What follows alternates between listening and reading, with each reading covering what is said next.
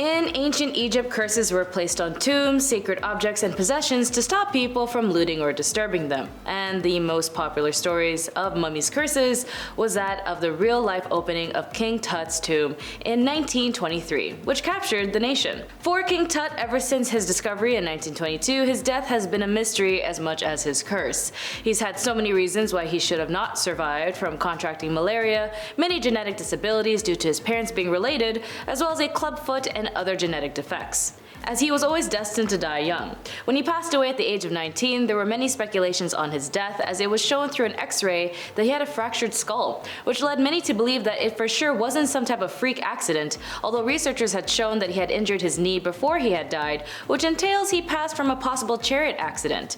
But still, that's a very odd choice for someone who has had so many physical deformities, especially in one that didn't have any physical support in these types of physical and specific activities. The mystery of King Tut and his end remains unsolved. However, over the years, there has been numerous reports of cursed archaeological sites where excavators and tomb robbers begin to experience strange sensations, sudden illnesses, and even death after incoming some type of contact with King Tut's mummy or ancient Egyptian artifact from the tomb. Curses were placed on tombs as safety measures. If the body, possessions, or burial site of the deceased were disturbed, then they wouldn't be guaranteed a peaceful afterlife. But those warnings didn't stop people from poking around in them, and when King Tut's tomb was found, journalists reported that the following inscription near the door stated, "Death shall come on swift wings to him who disturbs the peace of the king." Although ancient Egyptians are famous for building the pyramids, they aren't the only type of tombs that they constructed. They also built something called Mastabas, which was a flat-roofed tomb. In Saqqara, more than 160 of these types of tombs were discovered, and the tombs contained mummies, which are all actually embalmed bodies of the deceased Egyptians. While not all tombs contained eerie inscriptions, some certainly do. According to archaeologists, some of the tombs at Saqqara contained colorful hieroglyphics, which give off warnings to anyone who considered looting them. According to one professor of the American University of Cairo, these tombs condemned any impure person who enters the tomb to be punished by the gods, and it also said punishment seemed to have been of the gods, which would be rearing the person's neck like a goose. One such inscription can be found at the Mastabas of Excretext. The inscription of the tomb reads, "As for all men who shall enter my tomb is impure, I shall seize his neck like a bird." Ankh-Tifi was an ancient Egyptian monarch from around 2100 BC, and while he may not have made it to the pharaoh status, it may have seemed that it still wasn't taking for any chances when it came to leaving his tomb unattended. This nobleman left a creepy message crafted in hieroglyphics on the wall of the tomb, and the inscription states that any ruler who may do evil to his coffin shall be rejected by Heaven. He also condemns that the potential tomb raider heirs to lose his inheritance. While that may not have been deterred archaeologists who have excavated the tomb in modern times, it seems to have done a trick when it came to dissuading ancient Egyptian robbers from looting the grave. Ankh-Tifi wasn't the only nomarch who actually left a nasty inscription on his tomb.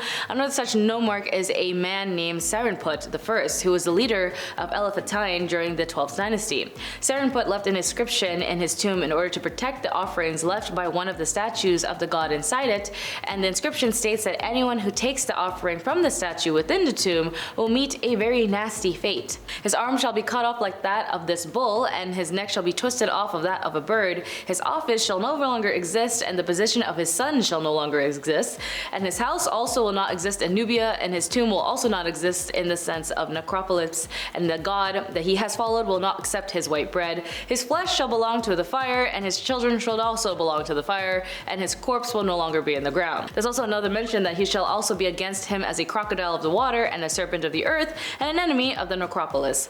In other words, if you're thinking of heading into this tomb, even as an archaeologist, you might want to think twice, otherwise you could be haunted by the ghost of Sarut after you. Harku was another ancient Egyptian explorer during the 6th dynasty, and it seems like he likes his ruler's idea of leaving a curse inside of his tomb, like so many others on this list. Within his tomb, he left an inscription on the wall that largely talks about his experience in the afterlife. However, unlike Dante's Inferno, he goes on leaving a warning for anyone who dares step into the foot of the tomb, disturbing his peace. The inscription reads, "As for any man who shall enter my tomb, I will seize him like a wild fowl. He'll be judged by the great God." Although this may not seem like a particularly threatening message, by ancient Egyptian standards, this was a curse you didn't want to mess with. In the ancient age of the pyramids, being cursed by the great god was the worst curse that anyone could be put on you. The excretion texts are another set of eerie sets of hieroglyphics, that these ones dating back to the 24th to the 22nd century BC. These texts aren't exactly one specific set of hieroglyphics, but a number of different hieroglyphics that all follow the same pattern. To explain, excretion texts were pieces of pottery, often in the form of human-like figures inscribed with curses. Unlike the curse placed in pharaohs' tombs, these particular texts were actually specifically directed against foreign neighbors or enemies of the state, or your ex-boyfriend if you want to send him a text of messages that you don't want him to, text you back. The way this particular curse worked was that ancient Egyptians would write their names of their enemies alongside the curses on pieces of pottery or stone.